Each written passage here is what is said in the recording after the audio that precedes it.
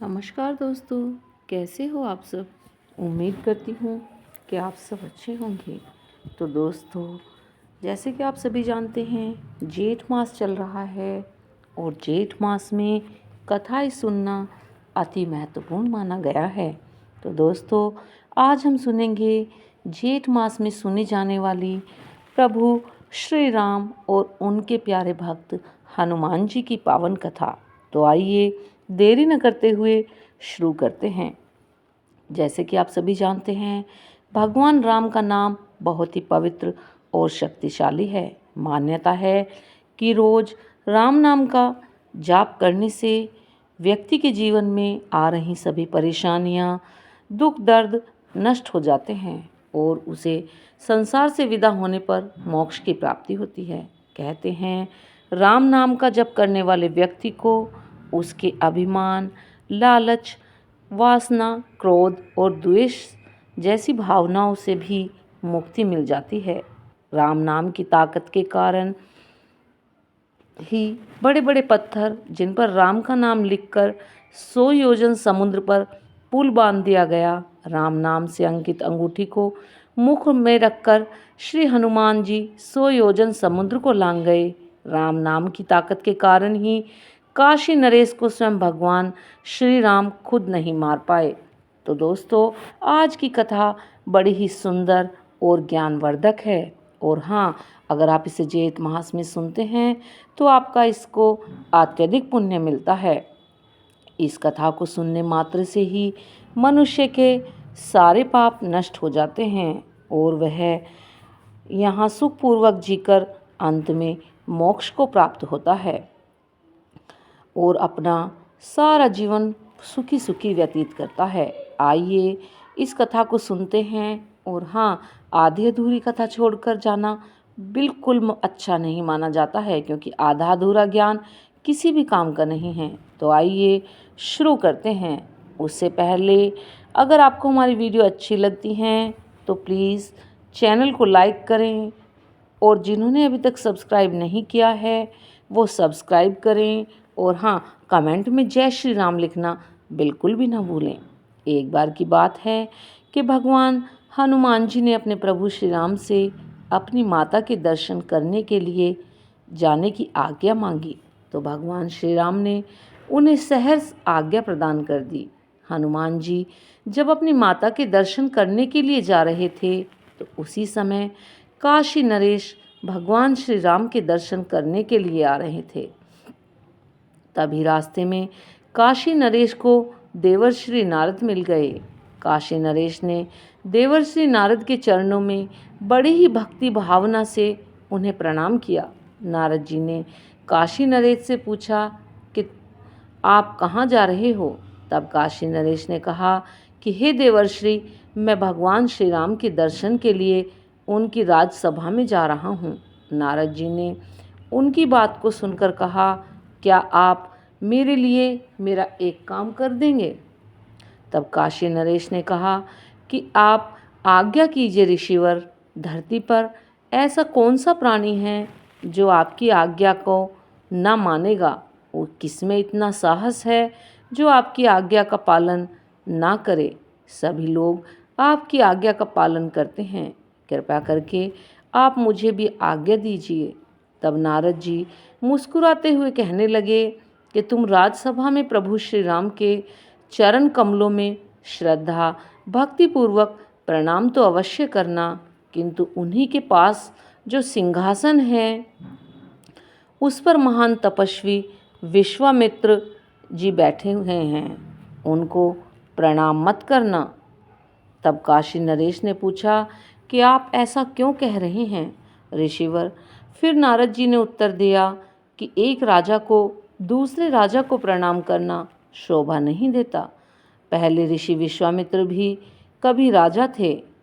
तो फिर नारद मुनि नारायण नारायण कहकर वहाँ से चले गए। फिर काशी नरेश भगवान श्री राम की राजसभा में पहुँचे। उन्होंने देवर्षि नारद के आदेशानुसार भगवान श्री राम के चरणों में बड़ी ही श्रद्धा भाव से प्रणाम किया, परंतु महर्षि विश्वामित्र बैठे हुए थे, उन्होंने उनको प्रणाम नहीं किया। उनकी इस उपेक्षा से महर्षि विश्वामित्र के हृदय में बहुत गहरी चोट पहुंची। राजसभा में तो वे चुपचाप बैठे रहे, लेकिन पीछे से उन्होंने भगवान श्री राम से कहा कि हे पुरुषोत्तम कहलाते हो, इसीलिए तुम्हारी राजसभा में मर्यादा की अवहेलना की गई है। भगवान श्री राम ने उनके वचनों को सुनकर कहा कि मेरी राजसभा में मेरे ही सामने उपेक्षा, यह मेरा भयानक तिरस्कार है। उसी समय भगवान श्री राम ने प्रतिज्ञा करी कि आज सूर्यास्त से पहले ही मैं काशी नरेश को मृत्युदंड दूंगा, जिसने मेरे गुरु की उपेक्षा की है। परम पराक्रमी भगवान श्री राम की यह प्रतिज्ञा वायु के वेग से चारों ओर फैल गई। तब काशी नरेश को जब इस बात का पता चला तो उनका कंठ सूख गया।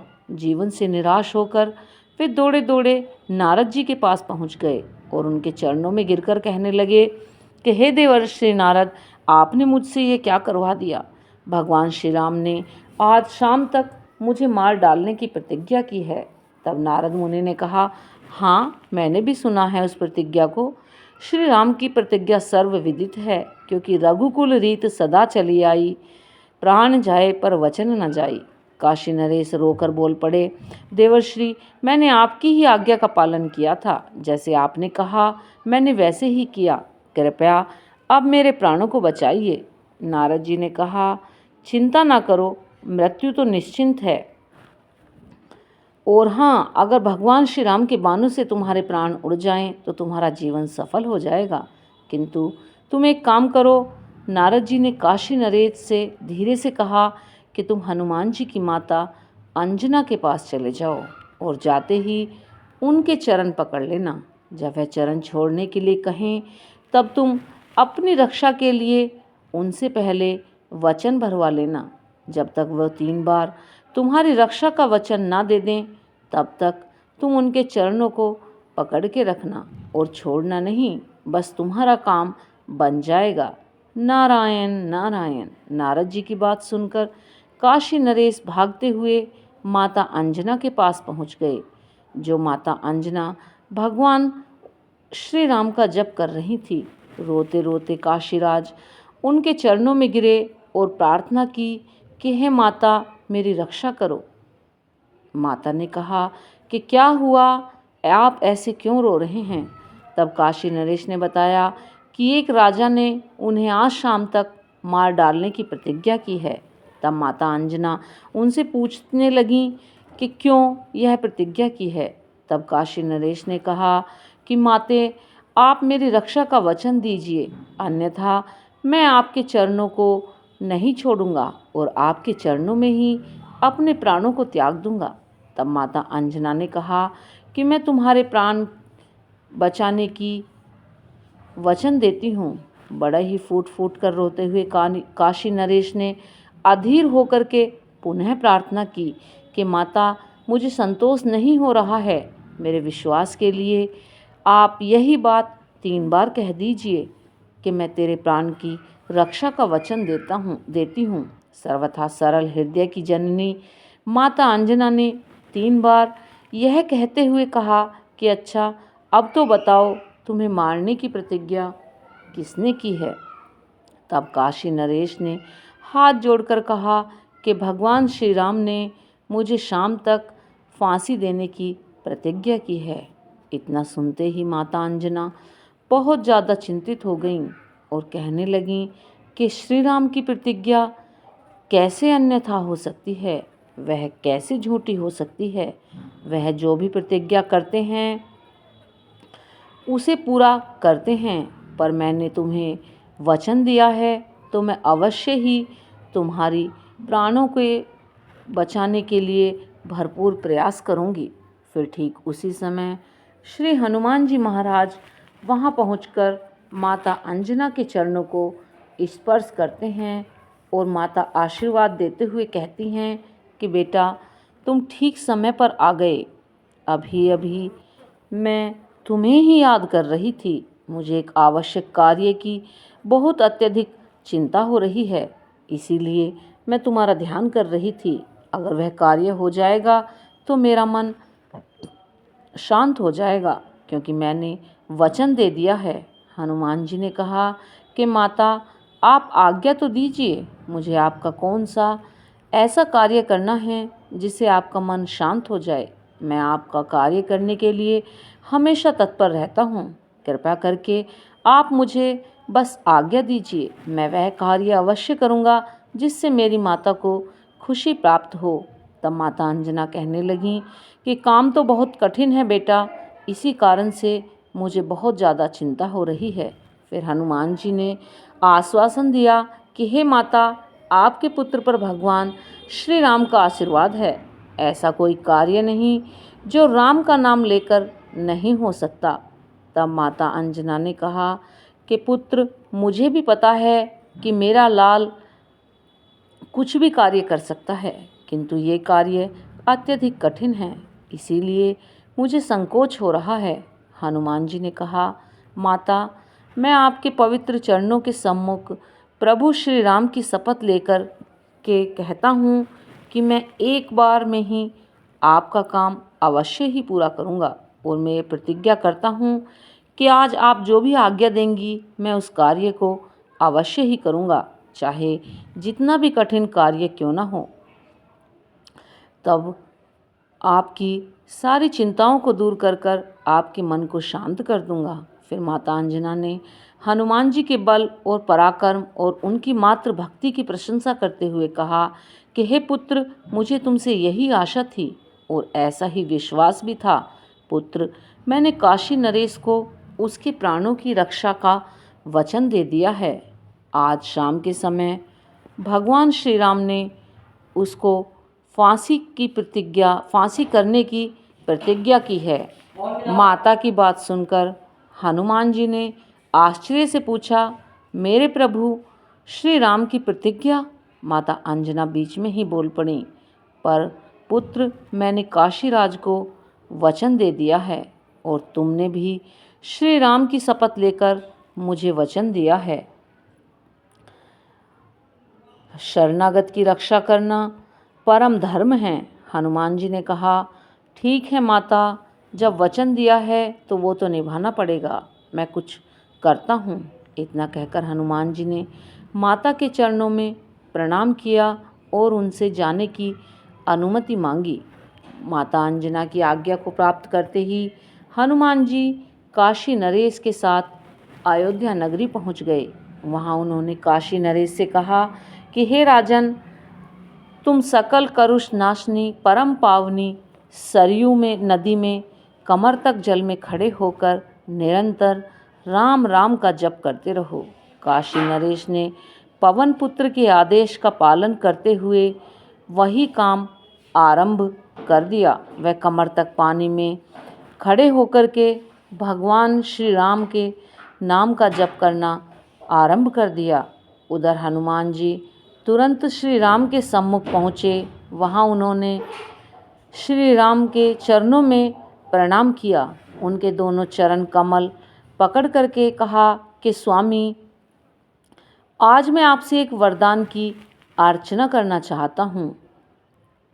तब प्रभु राम बोले कि यह कैसे संभव हो सकता है कि मेरा प्यारा हनुमान कुछ मांगे और भगवान श्री राम उसे अस्वीकार कर दें।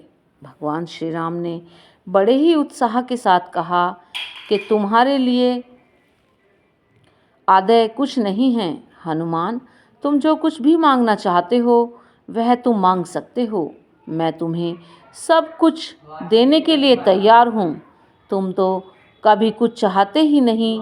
मैं सदा चाहता हूँ कि तुम मुझसे कभी कुछ मांगो, बोलो तुम क्या चाहते हो। प्रसन्न होकर के हनुमान जी ने प्रभु के चरण कमलों को सहलाते हुए कहा कि प्रभु, मैं चाहता हूँ कि आपके अमित महित महिमा मैं नाम का जप करने वाले की सदा मैं रक्षा किया करूं और मेरी उपस्थिति आपके नाम के जापक पर कभी किसी प्रकार का प्रहार न करे। यदि दुर्भाग्यवश निखिल सृष्टि का समर्थ स्वामी भी प्रहार कर बैठे तो उसका भी प्रहार व्यर्थ हो जाए। भगवान श्री राम ने तुरंत हनुमान जी को आशीर्वाद देते हुए कहा कि तुम नाम जापक की रक्षा करने में सर्वत्र सदा समर्थ होओगे और तुम्हारी उपस्थिति में नाम जापक पर किया गया अमोघ प्रहार भी व्यर्थ सिद्ध होगा। जय श्री राम। इतना कहकर के हनुमान जी प्रभु के चरणों में मस्तक रख देते हैं और तुरंत वहाँ से सरयू तट पर पहुंचकर वहाँ वह गदा तान करके अत्यंत सावधानी से खड़े हो जाते हैं और काशी नरेश से कहते हैं कि तुम बिना रुके निरंतर राम राम का जाप करते रहो। स्थिति विचित्र हो गई। एक ओर सर्वाधिकारी की वध की प्रतिज्ञा और दूसरी ओर अनन्य भक्त हनुमान जी उनकी रक्षा के लिए वचनबद्ध हो जाते हैं। राजा सरयू नदी के जल में खड़े होकर प्राण भय से अनवरत रूप से राम राम का जप कर रहे थे और वर प्राप्त हनुमान जी उनकी रक्षा के लिए गदा ताने खड़े हुए थे। बात विद्युत की गति की तरह सारी नगरी में फैल गई। अयोध्यावासी समस्त बाल वृद्ध नर नारी कौतूहल के कारण सरयू नदी पर पहुंच जाते हैं। प्रभु और सेवक की प्रतिज्ञा का पालन का दृश्य देखने के लिए विशाल जन समुदाय वहां एकत्रित हो गया। इसी बीच भगवान श्री राम जी वहां पहुंच गए। इसी बीच भगवान श्री राम जी भी वहां पहुंच जाते हैं। काशी नरेश को देख करके बाण चलाना शुरू कर देते हैं, लेकिन वह हैरान रह गए कि राम राम के जाप के आगे सभी बाण विफल होते चले गए। क्रोधित होकर श्री राम को देख करके वशिष्ठ जी व्याकुल हो गए। वशिष्ठ जी ने सोचा कि भगवान श्री राम की प्रतिज्ञा तो व्यर्थ हो सकती है और कहीं उन्होंने नरेश के साथ हनुमान जी को भी मार डाला तो महान अनर्थ हो जाएगा। तब हनुमान जी उनके पास पहुंच करके वशिष्ठ जी उन्हें समझाने का प्रयत्न करते हैं। पवन कुमार, श्री राम जी तुम्हारे सर्वत्र हैं, उनकी प्रतिज्ञा पूरी हो जाने दो। नितांत समीप होने के कारण उनका क्रोध बढ़ता जा रहा है। राजा तो उन श्री राम के पावन सर स्पर्श से जन्म मरण के लिए सदा मुक्त हो जाएगा। एक राजा के लिए अपने स्वामी के सम्मुख इस तरह से तन करके खड़ा हो जाना तुम्हारे जैसे सेवक के लिए कदाचित भी उचित नहीं है। तब हनुमान जी ने अत्यंत विनयपूर्वक कहा कि हे गुरुदेव, मैं त्रिलोक में भी अपने सर्व समर्थ प्रभु श्री राम के समीप तन करके खड़ा होने की तो कल्पना भी नहीं कर सकता। मैं तो अपने प्रभु श्री राम और उनकी वरदान की रक्षा के लिए निमित्त प्राणों की आहुति देने के लिए यहाँ पर उपस्थित हुआ हूँ। मेरा इससे अधिक सौभाग्य और क्या होगा कि मैं अपने प्राणों से अधिक प्रभु श्री राम के नाम और उनके वरदान की रक्षा के कारण ही उनके कर कमलों से छोड़े हुए उन्हीं बाणों से शरीर त्याग करके उन्हीं में विलीन हो जाऊंगा। फिर वशिष्ठ जी ने महसूस किया कि उन्हें इस ज्ञान मूर्ति को विचलित करना संभव नहीं है। तभी महर्षि विश्वामित्र और अन्य लोग भगवान और उनके भक्त की लीला को देखकर चकित और चिंतित हो जाते हैं। ठीक उसी समय वशिष्ठ जी ने काशी नरेश से कहा कि हे राजन, तुम महर्षि विश्वामित्र के चरणों को पकड़ लो। इस पर काशीराज ने महर्षि विश्वामित्र के चरणों में गिरकर उनके असुरों से भरे हुए चरणों को भिगा दिया। महर्षि विश्वामित्र देखकर उनका हृदय पिघल गया और उन्होंने श्री राम से कहा कि श्री राम, काशी नरेश का अपराध प्रायश्चित हो गया है, मैंने उन्हें क्षमा कर दिया है। अब तुम भी अपना अमोघ बाण धनुष में उतार करके तुणीर में रख लो। महर्षि विश्वामित्र के संतुष्ट होते ही भगवान श्री राम का क्रोध अपने आप ही शांत हो गया। उन्होंने गुरु की आज्ञा का पालन किया और बाण धनुष तुणीर में आ गया। फिर जब राजा की प्राण रक्षा होने के बाद भगवान के सम्मुख भक्त हनुमान जी की विजय की समाचार सुनते ही माता अंजना की प्रसन्नता की कोई सीमा नहीं रही। इसके पहले ही विश्वामित्र आगे बढ़ सकें तब नारद जी प्रकट हो गए और बता दिया कि इस सब का कारण क्या है। पूरी घटना सुनकर विश्वामित्र ने महर्षि नारद जी से पूछा कि उन्होंने क्यों ऐसी सलाह दी। इस पर नारद जी ने कहा कि मैं हमेशा से सुनता आया हूँ कि श्री राम का नाम श्री राम से भी बड़ा है, इसीलिए मैंने यह परीक्षा लगाई कि लोग समझें कि प्रभु के नाम की महिमा प्रभु से भी अधिक है और माना जाता है।